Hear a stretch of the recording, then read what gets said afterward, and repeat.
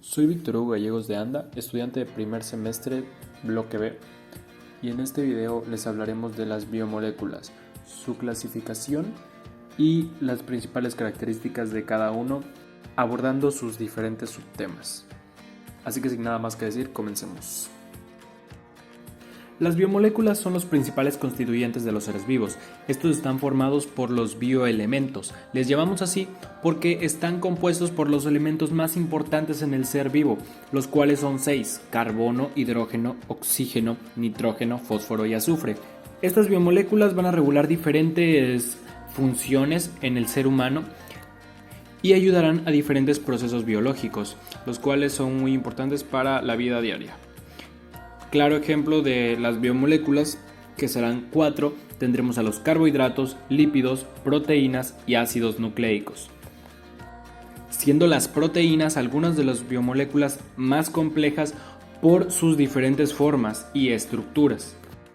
Bueno, ahora que explicamos rápidamente qué son los bioelementos, podríamos explicar cada uno, hablar de sus características, su estructura y algunas funciones básicas para que los vayamos conociendo. Y más importante, su clasificación. Primero hablaremos de los carbohidratos. Carbohidratos, hidratos de carbono, glúcidos o también llamados sacáridos. Estos carbohidratos o hidratos de carbono, como su nombre lo dice, son cadenas de carbono que contienen diferentes hidrógenos y oxígenos. Podremos dividir a los carbohidratos en monosacáridos, oligosacáridos y polisacáridos. Claro, destacamos que los disacáridos son un tipo de oligosacárido. Primero hablaremos de los monosacáridos. Compuestos por el grupo carbonilo o también pueden estar compuestos por el grupo hidroxilo. Por estos se podría decir que los se caracterizan. Tenemos que un grupo carbonilo es un carbono unido a un átomo de oxígeno mediante un doble enlace, y un grupo hidroxilo es un grupo funcional compuesto por un átomo de oxígeno y uno de hidrógeno. A ambos están unidos nuestra cadena de carbonos con sus respectivos hidrógenos. Bueno, ahora hablaremos rápidamente de su clasificación. Podemos decir que las podemos clasificar fácilmente en aldosas y cetosas. Bueno, rápido y sencillamente podemos decir que las aldosas tendrán un grupo carbonilo en el primer carbono y las cetosas podrán tener el grupo carbonilo en el segundo carbono.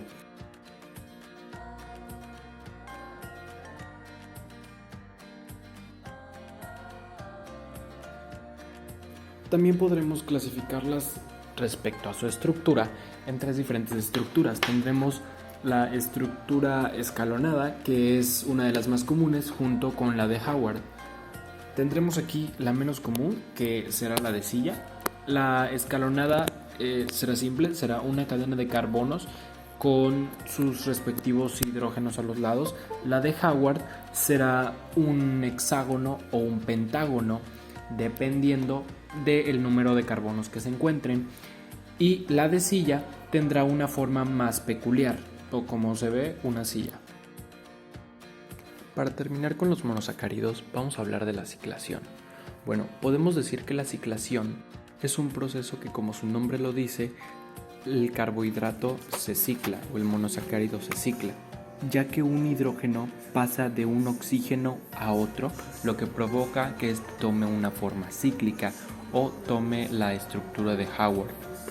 Aquí vamos a ver 2 diferentes isómeros, los isómeros alfa y los isómeros beta. Para saber si tenemos un isómero alfa o un isómero beta, de cierta manera nos podemos dar cuenta respecto a su penúltimo carbono y su primer carbono, ya que si estos dos coinciden en la localización superior o inferior del grupo hidroxilo, serán alfa, y si no coinciden, serán beta. Si es del tipo D, el isómero alfa tendrá su hidroxilo en la parte inferior. Y si es del tipo L, el isómero alfa tendrá su hidroxilo en la parte superior. Si estos no coinciden, tendremos un isómero beta. Si el isómero beta tiene su hidroxilo en la parte superior, tendremos del tipo D. Si el isómero beta está en la parte inferior, tendremos del tipo L. Ahora rápidamente hablaremos de los disacáridos. Los disacáridos son los tipos de oligosacáridos más comunes, es decir, estos serán la unión de dos monosacáridos. Por ejemplo, uno de los disacáridos más comunes es la lactosa, que se dará por la unión de la galactosa y de la glucosa.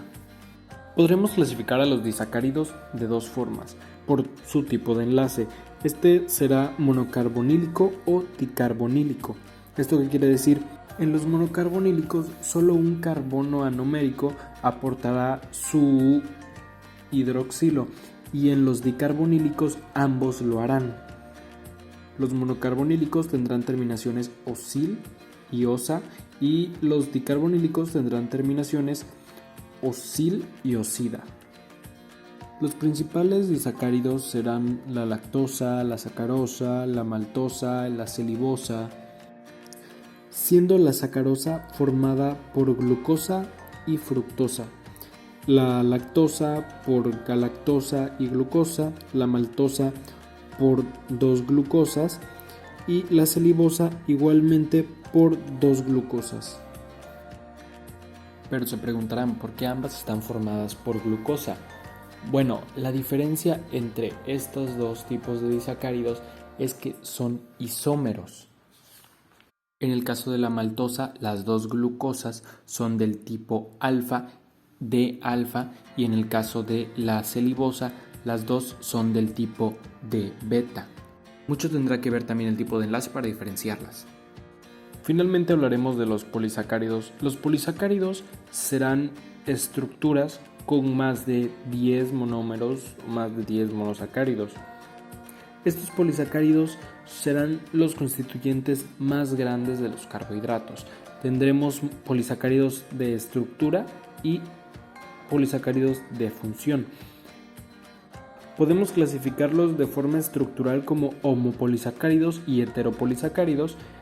Los heteropolisacáridos serán polisacáridos formados por más de un tipo de monosacárido y los homopolisacáridos serán del mismo tipo, es decir, ambos serán D o ambos serán L.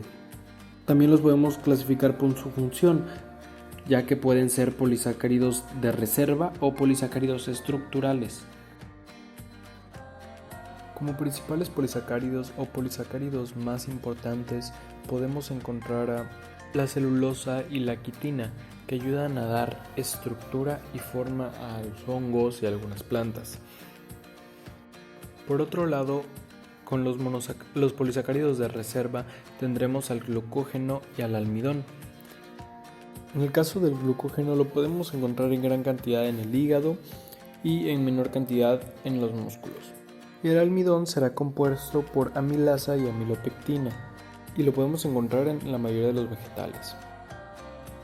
Dejando de un lado los monosacáridos, podemos comenzar a hablar de los lípidos. Los lípidos son biomoléculas hidrófobas que en su mayoría tendrían una principal función de almacenamiento de energía. Estos lípidos los podemos clasificar en saponificables e insaponificables. Bueno, los saponificables los podemos clasificar en simples y complejos, pero ¿a qué nos referimos con saponificables? Con saponificables nos referimos a que reaccionando con sustancias alcalinas pueden formar jabones. Bueno, con los lípidos simples podemos encontrar a las ceras. Las ceras son lípidos compuestos por cadenas largas de ácidos grasos, ya que estas tienen gran cantidad de carbonos, pueden contar de 12 hasta 36 carbonos. Estos también podemos encontrar aquí los acilglicéridos. Estos acilglicéridos los podemos clasificar de tres formas: monoacilglicéridos, diacilglicéridos y triacilglicéridos, que son los llamados triglicéridos. Los monoacilglicéridos y diacilglicéridos tienen funciones metabólicas, mientras que los triacilglicéridos tienen funciones de almacenamiento. Estos, también llamados comúnmente triglicéridos, son los principales almacenes de energía y estarán compuestos por un glicerol y además por 3 cadenas de ácidos grasos. Las ceras las podremos encontrar en alimentos como uvas y manzanas, y por otro lado los acilglicéridos los podremos encontrar en sustancias saturadas o insaturadas como mantequilla y algunos aceites. Bueno, ahora hablaremos un poco de los lípidos complejos, también saponificables. Estos lípidos complejos podemos encontrar los fosfolípidos. Estos les llamamos complejos porque no solo tienen carbono, hidrógeno y oxígeno, también tendremos otros, como en este caso el fósforo, debido a su nombre, fosfolípidos. Aquí en los fosfolípidos podremos encontrar fosfoglicéridos y esfingomielinas. La diferencia entre estos dos es que los fosfoglicéridos contienen glicerol y las esfingomielinas contienen esfingosina. Ambos son tipos de alcoholes, ya que los fosfolípidos están compuestos por un alcohol, un grupo fosfato y las cadenas de ácidos grasos. Otro tipo de lípido complejo serán los glucolípidos, que podremos clasificar en glucoesfingolípidos y glucoglicerolípidos, que al igual que los anteriores, algunos tienen esfingosina y los otros contienen glicerol, que son los tipos de alcohol. Bueno, los glucoesfingolípidos podrán dividirse en gangliósidos, cerebrósidos y globósidos. Recuerdan, les había comentado que las esfingosinas y los glucoesfingolípidos son los que contienen esfingosina. Bueno, la esfingosina, al unirse con ácidos grasos, forman las ceramidas. ¿Por qué? Porque tienen un enlace amida y al ser sustancias cerosas son ceramidas, que será formada por un ácido graso y una esfingosina.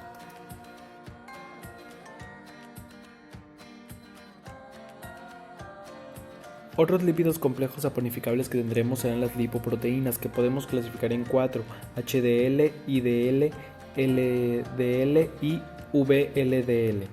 Llamaremos de alta, media, baja y muy baja densidad. Los más importantes serán los HDL y los LDL de alta y baja densidad, ya que estos se encargarán, los HDL, de frenar la acumulación de grasas, y por el contrario las LDL de baja densidad son las que aumentarán la acumulación de grasas. Ahora hablaremos de los insaponificables. Los insaponificables no pueden reaccionar e hidrolizarse, por lo que no pueden formar jabones. Bueno, los primeros que encontraremos serán los esteroides. Estos esteroides formarán o derivados del colesterol. De los derivados tendremos sales biliares, esteroles neutros y hormonas esteroideas, siendo los esteroides de 27 a 29 carbonos que no tengan ningún otro componente, y las sales biliares son las encargadas del procesamiento de las grasas en el intestino delgado. Y finalmente las hormonas esteroideas, como su nombre lo dice, serán hormonas que controlarán distintas funciones en nuestro cuerpo. Otros lípidos insaponificables serán los terpenos, que estarán formados por isoprenos. Estos terpenos los podremos dividir de distintas maneras, como monoterpeno o diterpeno, y también el sesquiterpeno. Monoterpeno formando por 2 isoprenos, el diterpeno por 4 isoprenos y el sesquiterpeno por 3 isoprenos. Las hormonas esteroideas, que ya antes mencionadas, se pueden dividir en sexuales y suprarrenales, teniendo en las sexuales a la progesterona, estrógeno y también a la testosterona en hombres.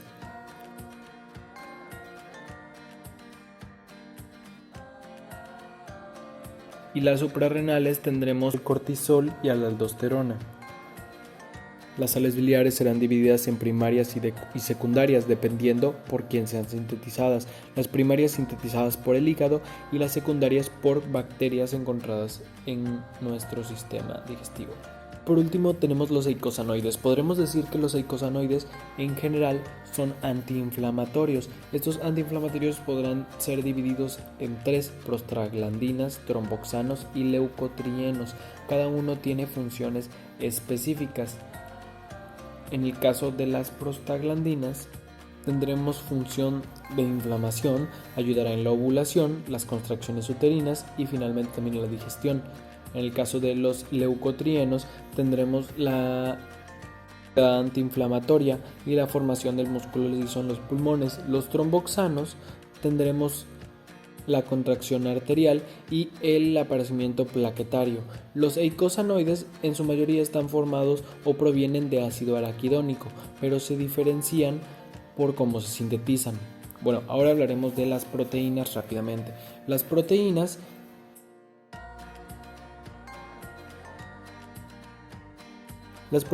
están compuestas por aminoácidos.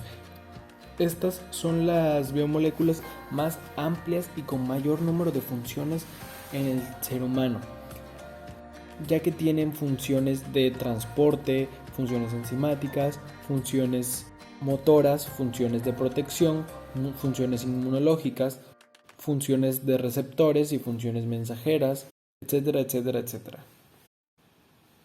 Esta contará con 4 niveles estructurales, por ejemplo, estructuras primarias, secundarias, terciarias y cuaternarias. Empezaremos con la primaria, pero antes de eso veremos los aminoácidos y su composición. Los aminoácidos pueden dividirse de dos formas, en los aminoácidos esenciales y sintetizados por el hombre. El hombre cuenta con 20 aminoácidos, de los cuales 10 son esenciales y 10 son sintetizados por él. Los esenciales nos referimos a que no los podemos hacer nosotros mismos y que tendremos que consumirlos de la dieta, al contrario de los que son formados por el hombre. Bueno, en los esenciales encontraremos a triptófano, treonina, valina, lisina, leucina, metionina, a la histidina, a la fenilalanina, la isoleucina y la arginina. Formados por el hombre tendremos al ácido aspartico, al ácido glutámico, a la alanina, cisteína, glicina, glutamina, prolina, serina y tirosina.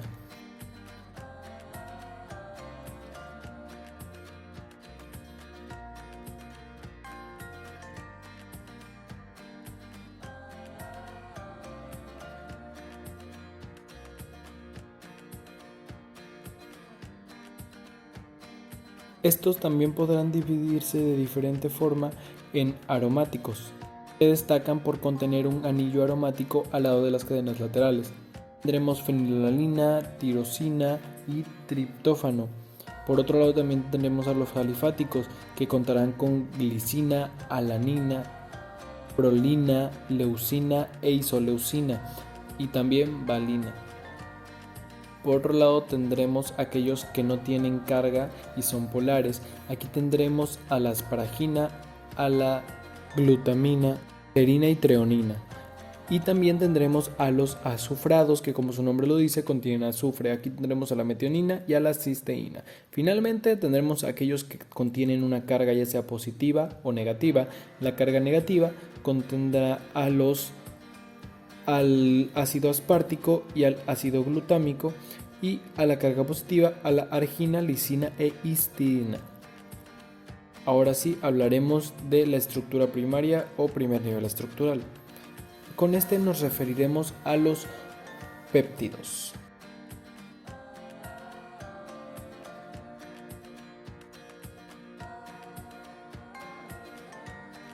¿Qué son los péptidos? Bueno, péptidos son conjunto de aminoácidos no mayor a 50 o 100 aminoácidos. Esto dependerá del autor. Aquí se podrán dividir en péptidos, polipéptidos u oligopéptidos o incluso dipéptidos, hasta finalmente llegar a la proteína, siendo una proteína a partir de 100 o 50 aminoácidos. Estos péptidos estarán unidos por enlaces peptídicos, ya que los aminoácidos se unen por medio de estos enlaces para formar sus uniones.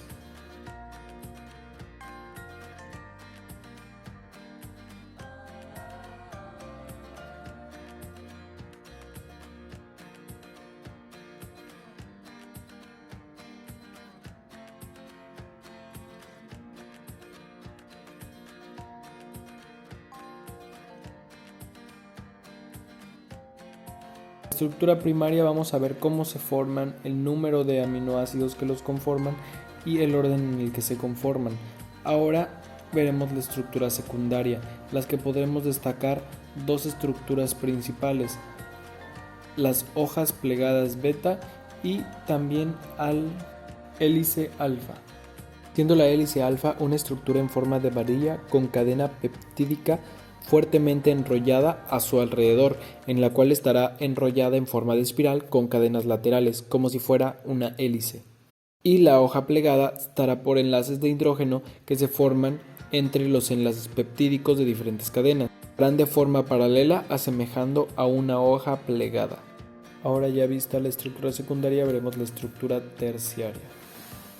Hablamos de la estructura terciaria como una estructura plegada y tridimensional biológicamente activa, la cual ya podemos encontrar forma global en la célula. Puede contener más de 200 residuos de aminoácidos. Estar estabilizada por diferentes grupos o diferentes enlaces a través de las cadenas laterales, como puentes de hidrógeno, puentes de disulfuro, covalentes o incluso puentes salinos.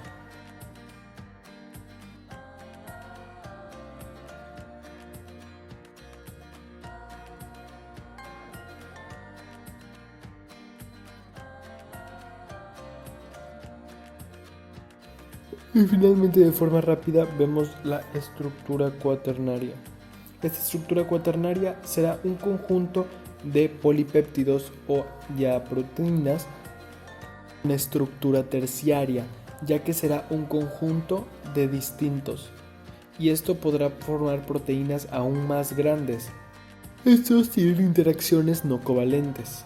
Un ejemplo de esta sería la hemoglobina. Bueno, ahora veremos una forma de clasificarlas. Veremos la forma en la que podemos clasificar las proteínas. Las podemos clasificar como simples y compuestas, siendo las simples las apoproteínas, ya que solo contienen aminoácidos, y las compuestas, que son proteínas con un grupo no protésico, las holoproteínas. También podemos diferenciarlas como fibrosas y globulares, siendo las fibrosas moléculas largas en forma de varilla y son insolubles en agua. Las globulares serían proteínas esféricas y compactas, estas sí solubles en agua. Las proteínas tienen infinidad de función, ya sea la de catálisis estructural, movimiento, regulación, transporte, almacenamiento, de estrés y también de defensas. Por último y finalmente tendremos a los ácidos nucleicos. Estas biomoléculas son dos, el ADN y el ARN, que aunque trabajan en conjunto son diferentes o tienen sus diferencias marcadas. Estas están compuestas por el grupo fosfato, las bases nitrogenadas y por último una azúcar pentosa, ya sea ribosa o desoxirribosa. Estos tienen funciones muy importantes para el cuerpo humano, como lo son la síntesis de proteínas, la replicación celular, apoyan en los procesos de mitosis y también control del ciclo celular y control entero de la célula. Vamos a ver un poco de sus diferencias.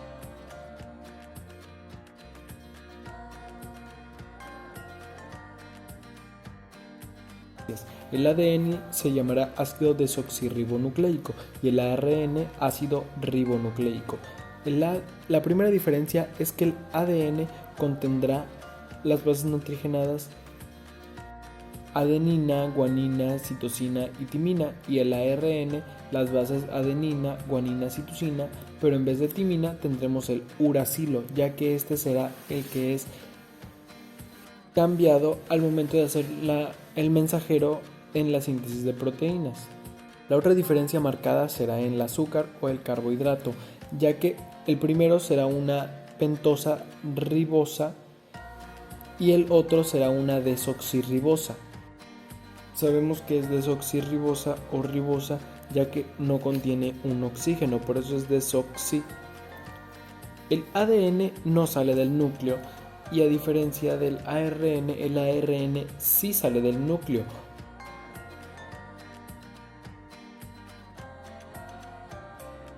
Por ello, aquí tendremos tres diferentes tipos de ARN que nos servirán en la síntesis de proteínas.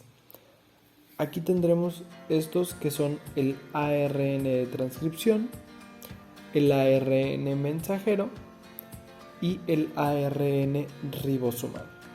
Cada uno tendrá una función específica dentro de nuestra síntesis y nos ayudará a conseguir nuevas proteínas o a codificar nuevos aminoácidos y posteriormente proteínas. El ADN estará enrollado por histonas y se encontrará en el núcleo formando la cromatina, que posteriormente será la encargada de formar a los cromosomas, donde vendrá todo nuestro material genético. Estas fueron las diferencias principales por el ADN, el ARN, las clasificaciones principales por el resto de las biomoléculas, como los carbohidratos, las proteínas y los lípidos, y espero les haya gustado. Muchas gracias.